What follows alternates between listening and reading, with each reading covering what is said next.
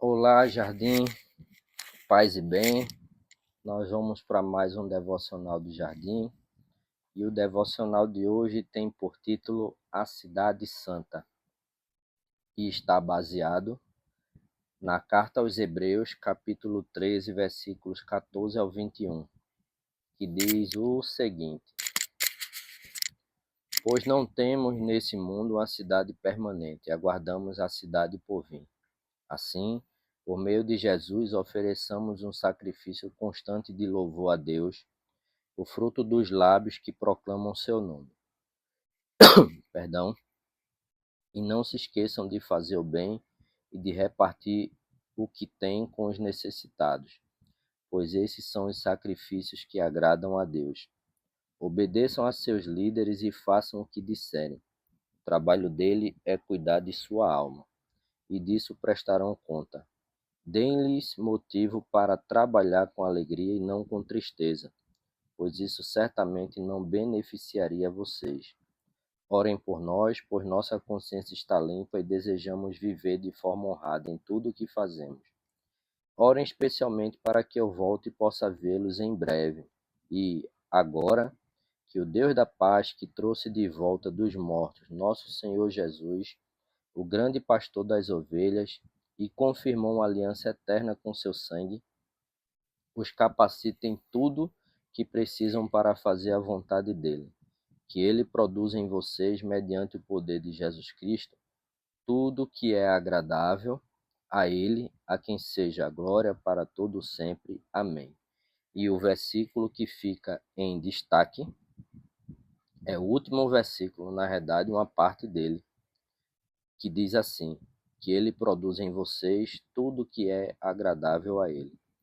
E hoje nós estamos, no último dia do nosso calendário secular, que a gente sabe, que o Ano Novo Cristão ele já começou, mas do nosso calendário secular, hoje nós estamos no nosso último dia do ano. E o devocional ele traz um texto aqui, onde em uma determinada cidade, na véspera do Ano Novo, essas autoridades municipais elas se reuniram, e abriram uma cápsula do tempo de 100 anos ali. E dentro dessa cápsula do tempo estavam várias mensagens, com previsões assim esperançosas de várias autoridades, municipais, e muitas, mensagens, pedindo paz, saúde, prosperidade, fartura, amor, alegria. Mas a mensagem do prefeito ela trazia uma ideia diferente, E de acordo com o texto devocional, diz que a mensagem dele tinha o seguinte: que possamos expressar uma esperança que seja superior à de outros, que vocês possam perceber como nação, povo e cidade, que vocês cresceram em retidão, pois é isso que exalta uma nação. Enquanto as pessoas estavam preocupadas, com valores, digamos assim, materiais, ou valores, bem assim individualistas, o prefeito ele traz ali no seu desejo um desejo mais voltado para a questão ética e moral da coisa. Ele pedia para que as pessoas da cidade tivessem crescido em retidão, ou seja, que as pessoas elas tivessem aprendido a andar em retidão, a andar de acordo, com as normas, de acordo com as leis, de acordo com aquilo que fazia com que essas pessoas se tornassem cada vez mais pessoas mais éticas, e de uma boa moral. Perdão. E nesse sentido ele dizia, porque essa busca da retidão, é a busca de fazer o que é certo, que faz com que uma nação ela seja exaltada, Então, mais do que o sucesso, do que a felicidade, do que a paz, o prefeito desejou que esses futuros cidadãos eles crescessem naquilo, que significa, desenvolver valores mais éticos e morais, aquilo que era mais justo, e correto, Então, ele talvez tenha se inspirado aí em Jesus, né?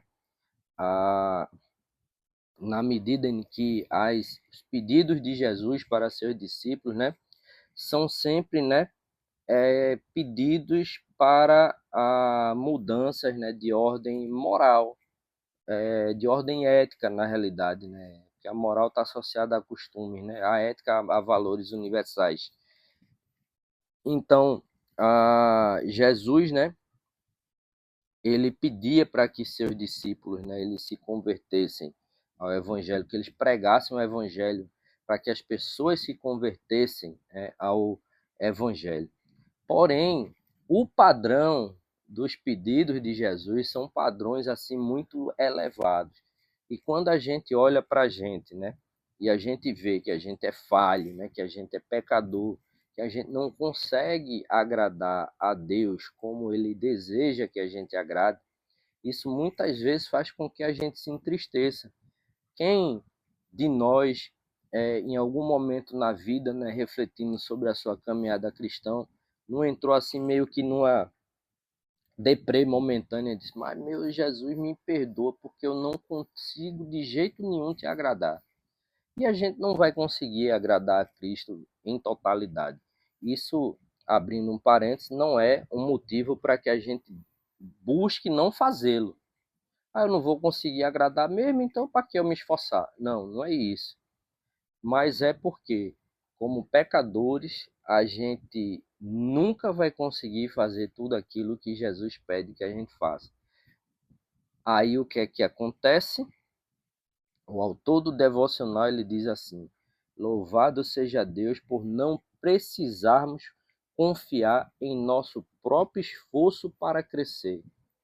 E eu acrescento: louvado seja Deus por nós não precisarmos do nosso próprio esforço para sermos salvos e salvos. Porque a salvação não é por obras, mas pela graça, mediante a fé em Cristo. Então, perdão, eu e vocês não podemos acrescentar nada à nossa história que contribua para a nossa salvação, porque ela é pela graça. A salvação é pela graça. E devido a isso, se ela é pela graça, nós estamos aí e nós confiamos na melhor pessoa que a gente poderia confiar para que a nossa salvação venha, que é Cristo. A nossa fé está depositada única e exclusivamente nele. E o texto sagrado diz que é mediante a fé, a confiança, a entrega a Cristo, né? Que a nossa salvação ela se faz presente. Mediante a graça de Deus, ou seja, um favor que eu e vocês não merecemos, mas Ele nos dá de graça mediante ao ato de fé nele. E que coisa maravilhosa, né? Então, nesse sentido, fica aqui, para a gente finalizar,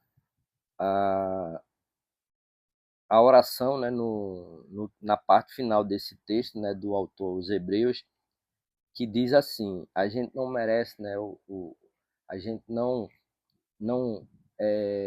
pelos nossos esforços que a gente cresce, né, a gente não deve confiar nos nossos próprios esforços para crescer em, em estatura de graça, digamos assim. Mas aí o autor dos Hebreus ele diz o seguinte: ele faz uma oração dizendo assim, ó, que o Deus da paz os capacite em tudo o que precisam para fazer a vontade dele, que ele produza em vocês tudo o que é agradável a ele, ou seja,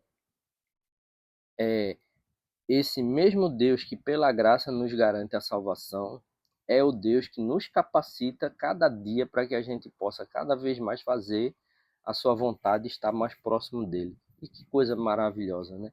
Ele não somente nos entrega, nos dá a salvação, como nos dá a capacidade de ir crescendo de acordo com a sua vontade. Então, o serviço é todo completo. Eu e vocês, quando vamos fazer alguma coisa, a gente pode deixar passar alguma coisa, fazer algo de forma incompleta. Mas Deus, ele não faz nada incompleto. Ele faz tudo completo, tudo perfeito. E que maravilha se vir a um Deus desse, né? Para finalizar, eu quero chamar os irmãos e irmãs somente a uma autorreflexão. A gente está finalizando o ano de 2025, entrando no ano de 2026, de acordo com o calendário secular. E todas as vezes nesse momento a gente fica muito reflexivo, né? Pensando, o que foi que eu fiz que eu disse que não ia fazer? Pigarrozinho, né? De rinite chato. O que foi que eu não fiz que eu disse que ia fazer, mas não fiz? Então a gente traça as nossas metas, a gente traça os nossos planos e muitas vezes a gente não consegue executar tudo, né? Esse ano mesmo eu deixei de executar um bocado de coisa que eu queria fazer e não consegui. Aí a gente vai protelando, né? Isso para o ano seguinte. Inclusive a gente acrescenta outras coisas na nossa lista, né? De metas para o ano. Mas o que é que vocês colocaram como meta que não cumpriram? Ou o que vocês colocaram, não colocaram como meta, mas que agora desejariam colocar? Isso é uma questão mais retórica, né? Mas o que eu queria pedir é para que em cada uma dessas metas que eu e vocês traçarmos, né, para o nosso próximo ano, que a gente não esqueça nunca de colocar Jesus como sendo aquele que vai nos guiar na resolução desses objetivos, né? Que a gente coloque sempre Jesus na frente, trace as metas, né, e diga: Jesus, olha, estou querendo isso, vai me ajudando a atingir. Dentre essas metas que eu estou traçando para o próximo ano, aquelas que tu sabes que é o melhor para mim, mas porventura, se tiver algo aqui que tu sabes que não é bom para mim, me ajuda a não realizá-las e a entender que aquilo não é algo tão bom para mim. Meus irmãos, minhas irmãs, é isso. Que Deus vos abençoe. Um feliz 2026 para todos nós, rico de bênçãos celestiais da parte de Cristo nosso Senhor. Amém? Vamos orar. Deus, nós te louvamos, Senhor, porque nós estamos passando, Senhor, mais uma vez de um ano para outro. Nós estamos acrescentando mais uma virada de ano em nossas vidas, Pai. E queremos te pedir perdão nesse momento, Senhor, por aquilo que ao longo desse ano nós fizemos que não te agradou, Pai. E queremos te pedir para que no ano que está para iniciar, que a gente não venha repetir esses erros. Ao mesmo tempo, Senhor, queremos te pedir que tu nos ajude ao longo desse ano vindouro a sermos cada vez mais filhos e filhas fiéis e tementes a ti, Senhor. A buscarmos todos os dias, em todos os momentos, fazer aquilo que te agrada. Abençoa a nossa comunidade, cada um dos irmãos e irmãs, dá uma passagem de ano tranquila, se possível, Senhor, em família. Abençoa os nossos reverendos e reverenda, abençoa os projetos que a nossa paróquia ela está a organizar, está a colocar como metas para esse ano, Senhor. Vai nos ajudando, Senhor, a atingir todas essas metas, todos esses planos de acordo com a tua vontade e que tudo que for feito em nossa comunidade, Senhor, seja feito somente aquilo, Pai, que vai servir para louvar e engrandecer o teu santo nome. Que nós não venhamos a realizar nenhum trabalho em nossa comunidade que sirva apenas como valorização e exaltação de nossas próprias vontades e nossa própria vida, assim, mas que tudo seja para a glória e honra do teu nome.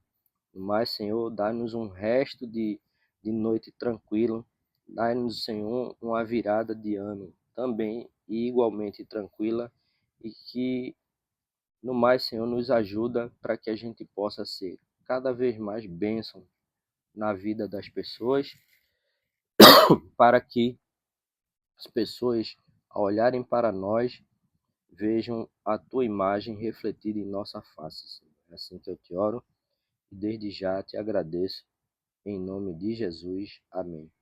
Feliz Ano Novo, Jardim querido, e até o nosso próximo devocional. Tem uma coisa, próximo devocional com vocês só vai ser no ano que vem. Então, até lá. Tchau, tchau.